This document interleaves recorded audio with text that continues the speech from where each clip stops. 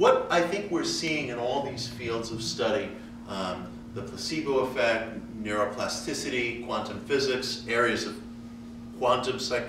areas of cognitive psychology, the study of addiction recovery, the trend that we're seeing in our generation is that our conceptions of the mind are ever expanding and never receding. And the more we look, we're learning more and more about the actual causative influences of the mind, and our conceptions of it keep growing.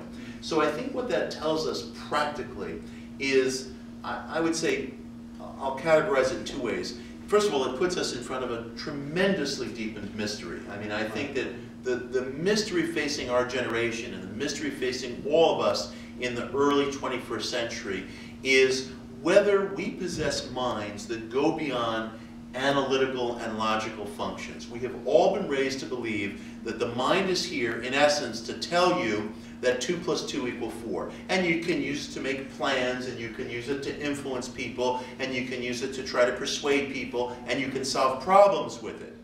That's how we have been raised and socialized.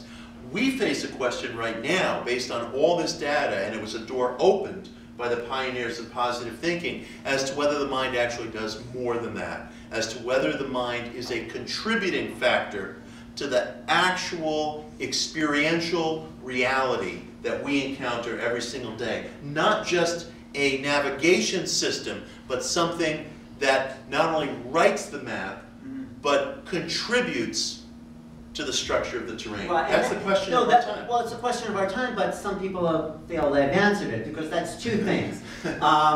First, that the mind is not necessarily in the brain. It's we are more like receivers, like a radio receiver, and we're picking up the signal of who we are. But you know, like a radio, if you open up the radio, you're not going to find some announcer in there. They're picking up a signal. Right. And if the radio dies, it doesn't mean the announcer is killed over. You know.